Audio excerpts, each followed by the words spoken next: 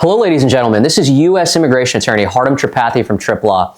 Today, I want to speak with you about crimes involving moral turpitude and also the 212H waiver, which is required for those immigrants who are trying to basically get legal status in the United States, but may have criminal history in their background. So we here at Trip Law take these cases very seriously because alleged criminal behavior does not automatically mean that you are barred from getting legal status. There is hope for you as long as you fall within certain categories based on the INA and Section 212H of the Act.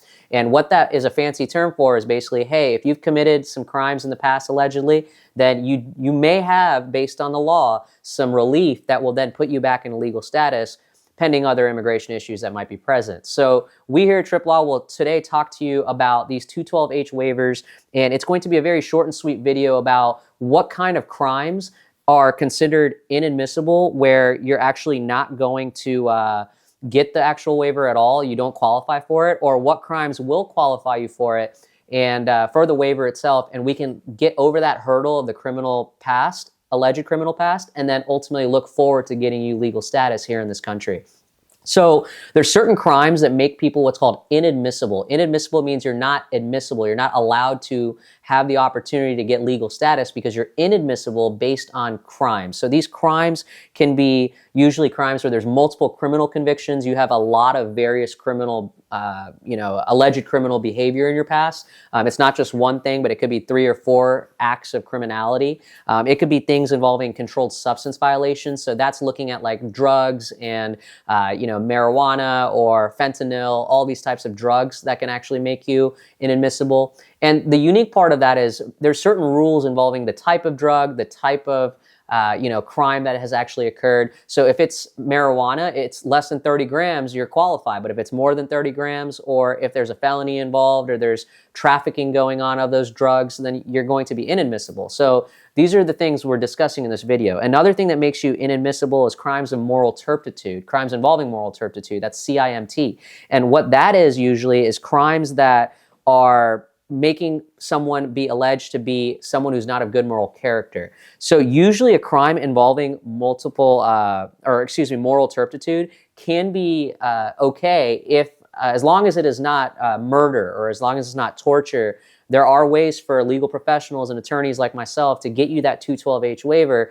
Once we review your police report, we also review all the documents. We review your court judgment documents, all your probation history. All that, we'll take a look at it in the consultation to make sure that we're working with you to get you that waiver. Another thing is if you have 2 or more crimes with a combined sentence of 5 years or more, that you can actually get a waiver for, but usually it is considered inadmissibility, and that's why you have to get the waiver. As long as that crime is not murder or torture, you can basically get a waiver. You could have that marijuana rule I just said, where it's 30 grams or less of marijuana or weed. We can definitely help you with that as well. And we'll also look at other, drug-related. And the good thing is my master's degree is in pharmacy. I do have that federal experience, so we do utilize a lot of that to help our clients out, working with, in the past, with DEA and things of that nature. You also, if you have prostitution or some sort of commercialized vice, maybe gambling, things like that, habitual drunkards, whatever you could think about that would be something that would be looked at as bad moral character, these would be allowed to be surpassed using that 212H waiver process. So there's a lot of various rules involving this. We highly recommend that you do reach out to us if you fall within any of those sort of crimes or other crimes that you want to discuss, because it will impact your immigration case. So we have to make sure that you have good moral character. We're going to provide psych evals. We're going to try to get all the good affidavits of support, making sure that you've served your time, did everything that you had to do. We're going to make sure we get you through all of that. Now, there's some crimes that you won't be eligible for the waiver, and you're inadmissible because of that crime. And so these are things like murder, torture, drug trafficking, if you have trafficked people through either sex or labor trafficking, if you've done money laundering, if you're a part of like a terrorist cell, or if you've had severe religious and humanitarian violations, or any drug crimes that are going to be more than 30 grams for marijuana or other types of drug crimes, they really look at that as a very bad thing. Now, we get a lot of clients with domestic violence and things of that nature. We're happy to walk you through it and kind of discuss that with privacy and with confidentiality, and make sure we do our best to explain to you what the 212H waiver will encompass and how we can then get you across. So we hope that you found this video very refreshing and it was a little nugget that you can learn from. And if you have any questions, if you are an immigrant who's had criminal history in the past, please reach out to us. We really enjoy working on those crimmigration cases for you